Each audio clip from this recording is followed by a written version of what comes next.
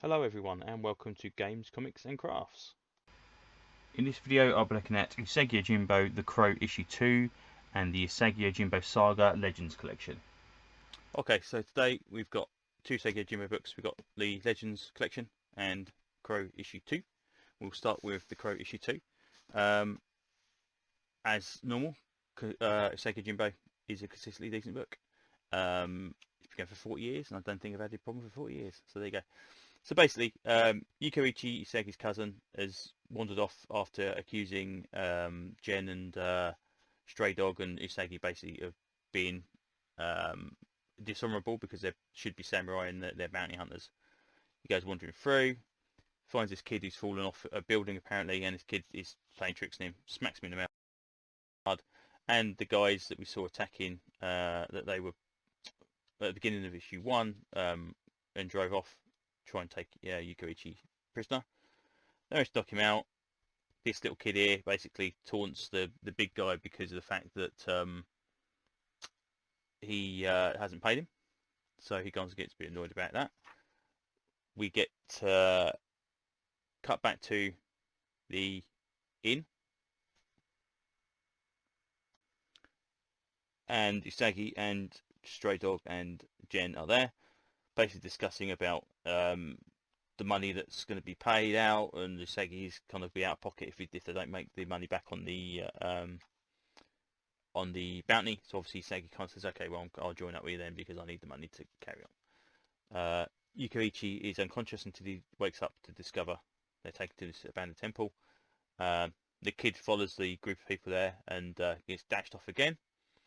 And Yukoichi knows this guy who apparently they come across on the road before, and he accuses them of being bounty hunters. He says they're not bounty hunters, they're just, the samurai is with his cousin, and he knows that Isagi's his cousin, he owes him a favour, so instead of killing him, he's going to kind of let him live for the moment.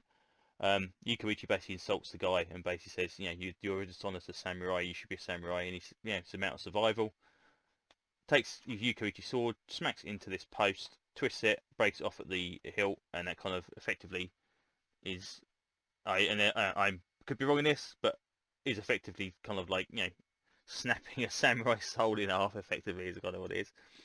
Anyway,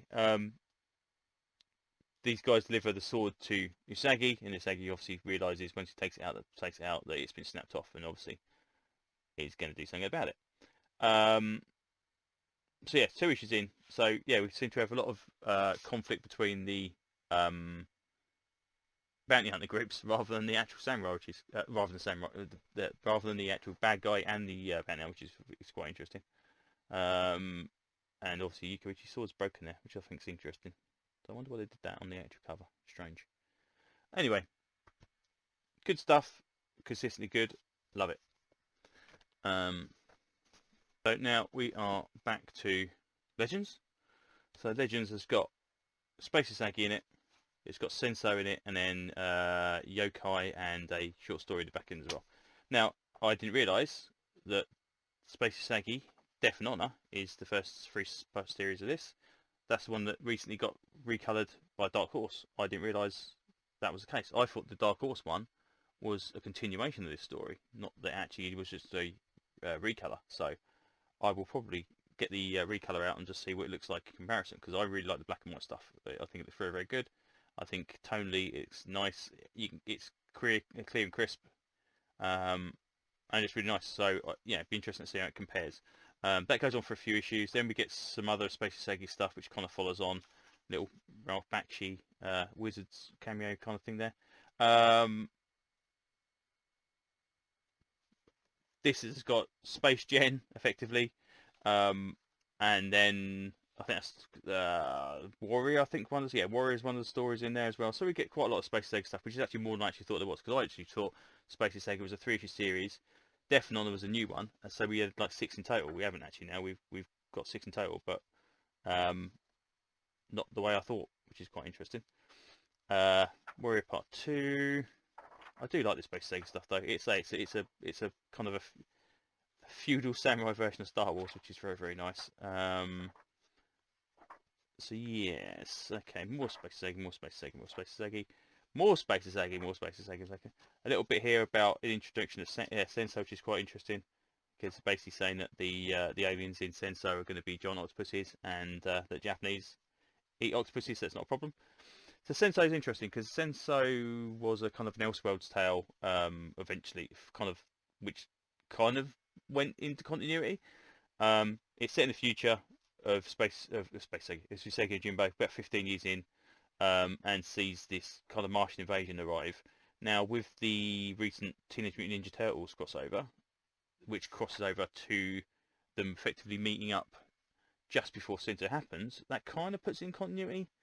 But TMNT continuity is all over the shop anyway, so who's to tell? Because obviously the original TMNT crossovers were when uh, um, the two original creators did it, Eastman and Laird, and then Mirage did like crossovers, and then obviously then we've had the IDW crossovers as well, and they're all different continuities. So who knows? I mean, maybe but they all seem to remember, which is anyway, it's all kind of confusing.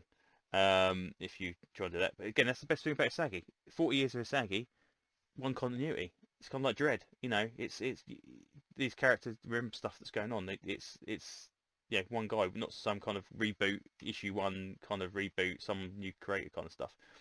Sensor looks very, very cool. I've not actually read it, as I said before, because I originally thought it was Elseworlds when it came out.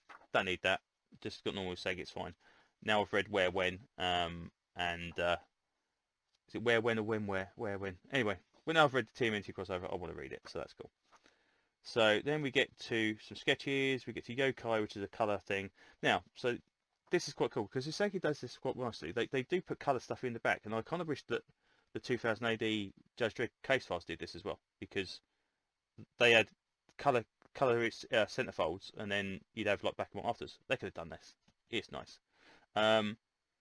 Interesting about the colour in this one. This is very, very painty and kind of watercolory. And it's okay. It's a little bit muddy on some of the printing. I think it probably looks better on gloss paper, but yeah, it's not terrible. It's just it's noticeable that it's kind of not quite as crisp as you see nowadays. The interesting thing being is obviously we get to kind of this kind of look to it, which again isn't terrible. Kind of reminds me a bit of Peach Minoko, but there you go.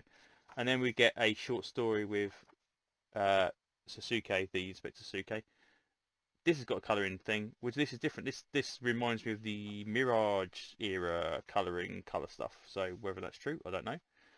But compare it to the new stuff, where it's kind of like flat colours with a little bit of highlight and a little bit of grey shadow. I prefer that new version of the colour versions, and preferably black and white if at all possible.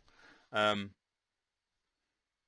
yeah, so all in all, good stuff. Well worth it. I now have all of the collector's editions of Usagi, apart from anything that was pre-Dark Horse, I believe. So the Fantagraphic stuff, I've got to get the colour classics if I want some of those, and I'll maybe even try and dig at those. But I mean, hopefully, now we've got the Dogu thing, maybe they might be able to do that as reprints. That'd be nice. I mean, Skybound are doing Transformers reprints of the original stuff, and Cave are doing the ones for Twins of the Earth. So who knows? So anyway, that's all I can say for this one. So thanks very much, and hopefully I will see you next video. Bye bye.